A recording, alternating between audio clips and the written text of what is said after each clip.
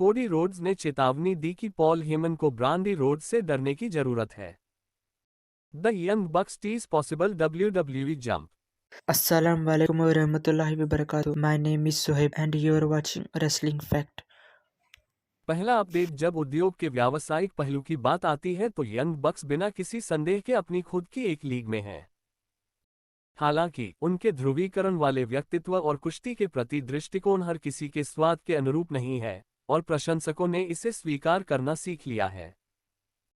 Mat और निक Jackson, जिन्होंने 2019 में टोनी खान के साथ AEW की सह-स्थापना की, न केवल प्रचार के शीर्ष सितारों में से दो हैं, बल्कि इसके कार्यकारी उपाध्यक्ष के रूप में भी काम करते हैं। कहा जा रहा है कि उनकी वर्तमान संपर्क स्थिति के कारण ऐसा लगता है कि दोनों ने WWE में जाने से चिढ़ने का फैसला किया। जैसा कि फाइटफुल के पैवॉल के पीछे सीन्स ऐप द्वारा रिपोर्ट किया गया है, द यंग बक्स नए अनुबंध पर हस्ताक्षर करने और लंबे समय तक AEW के साथ बने रहने के लिए कंपनी के साथ चर्चा कर रहे हैं। हालांकि बक्स AEW के साथ एक समझौते पर हस्ताक्षर करने के करीब नहीं है और उनके अनुबंध इस साल के अंत में समाप्त हो जाएंगे। उन्होंने अपने पिछले ट्विटर बायो में से एक के साथ भी इस तथ्य की पुष्टि की।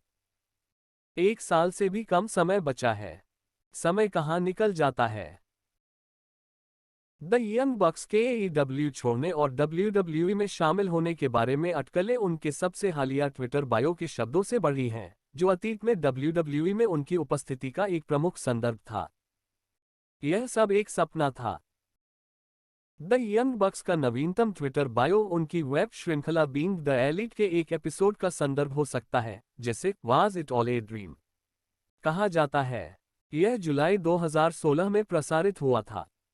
इस एपिसोड में मैट जैक्सन को WWE के लिए एक अतिरिक्त के रूप में काम करने के बारे में दो स्वप्न दिखाया गया है, जो उन्होंने 2008 में 2 स्मैकडाउन टेपिंग के लिए किया था।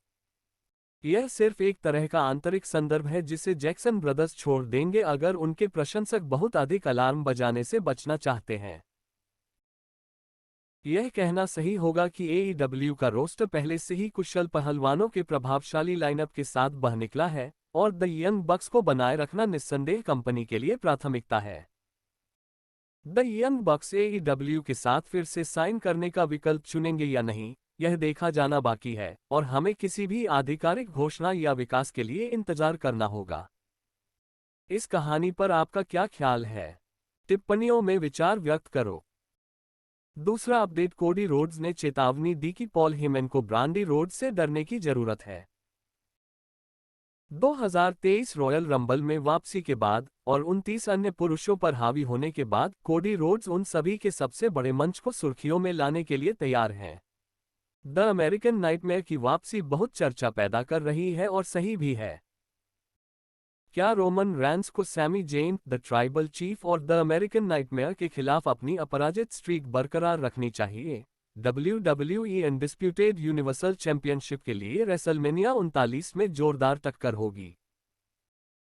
द ट्राइबल चीफ की तरह द अमेरिकन नाइटमेयर भी विशिष्ट समर्थक पहलवानों के परिवार से है।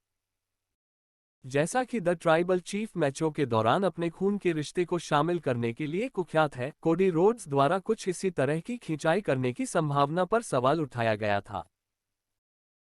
पिछले हफ्ते पॉल हेमन ने कोडी के पिता, the American dream, Dusty Rhodes के बारे में बात करते हुए इसे व्यक्तिगत बना दिया। द अमेरिकन नाइटमेयर ने सस्ते हीट पर पीटर रोसेनबर्ग के साथ एक साक्षात्कार में उपस्थित होने के दौरान इस मुद्दे को संबोधित किया।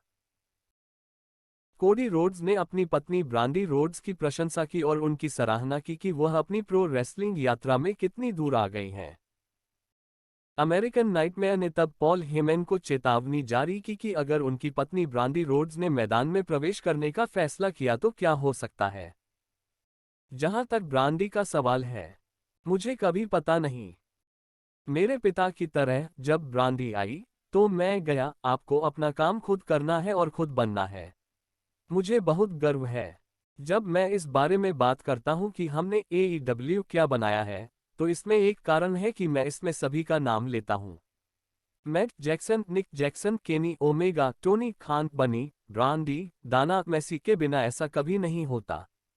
उन सभी नामों को शामिल किया जाना चाहिए क्योंकि यह बहुत ही नाजुक था। उसने जो किया और उसमें उसके योगदान पर मुझे बहुत गर्व है।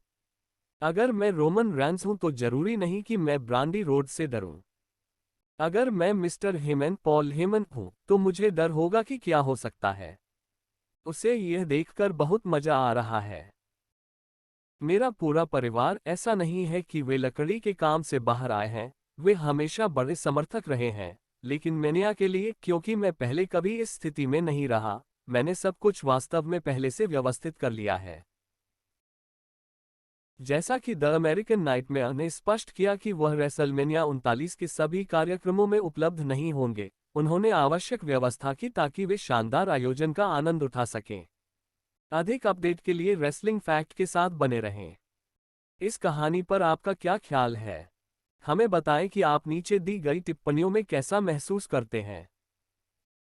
इस वीडियो को देखने के लिए धन्यवाद। आप लोगों से मेरे अगले वीडियो में मिलते हैं।